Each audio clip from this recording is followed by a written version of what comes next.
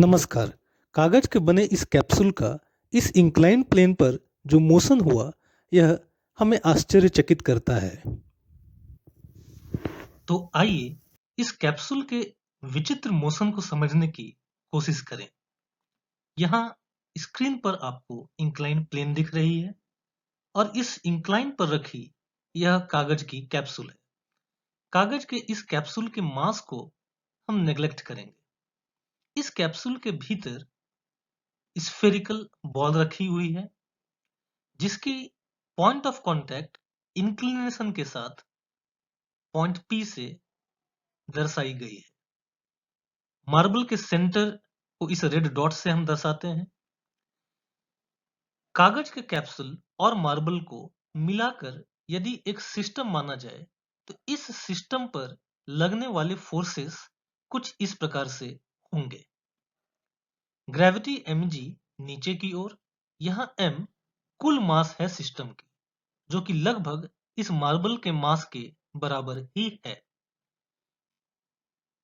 Frictional force F कागज के capsule और इंक्लाइन प्लेन के सतह के बीच इस प्रकार से ऊपर की ओर एक्ट कर रही है और normal reaction N point P से होकर गुजरती हुई इस प्रकार से एक्ट करेगी।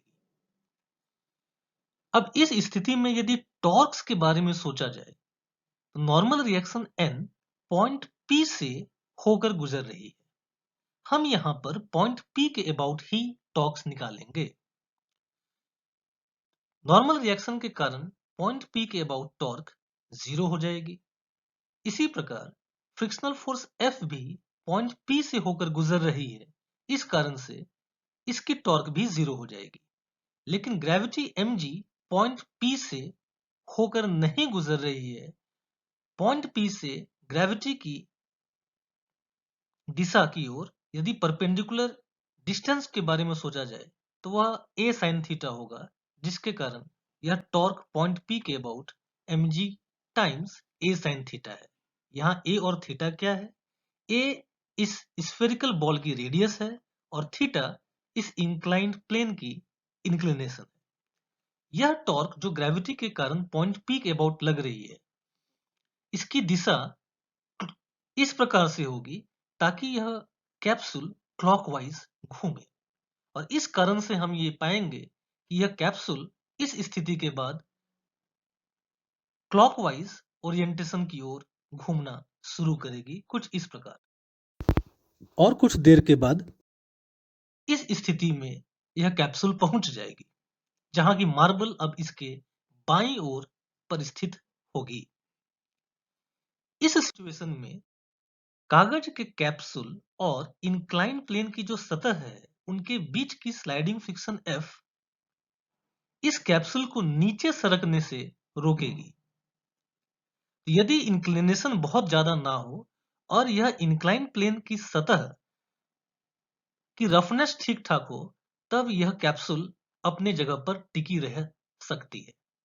लेकिन इस इंक्लिनेशन में मार्बल और कागज के कैप्सूल के बीच की जो रोलिंग फ्रिक्शन है वह काफी कम है, जिस कारण से यह मार्बल कैप्सूल के अंदर रोल करती हुई बाईं छोर से दाईं छोर तक पहुंचती है। अब वापस वही डिस्कशंस हम दोहरा सकते हैं जहां से हमने शुरुआत की थी। इस सिस्टम पर लगने वाले फोर्सेस mg, n और f, n और f के टॉर्क्स अब नई point of contact P dash, जो कि यहां फिगर में नहीं दिख रही है, के अबाउट 0 होगी और मार्बल और इंक्लिनेशन इंक्लाइंड प्लेन की जो पॉइंट ऑफ कांटेक्ट है उसके अबाउट mg के कारण टॉर्क होगी और जिस कारण से फिर से वापस यह कैप्सूल क्लॉकवाइज और इस घूमती प्रकार है। से हम यह समझ सकते हैं कि इस कैप्सूल ने जो विचित्र मोशन अपनी दर्शाई थी उसका कारण क्या था। धन्यवाद।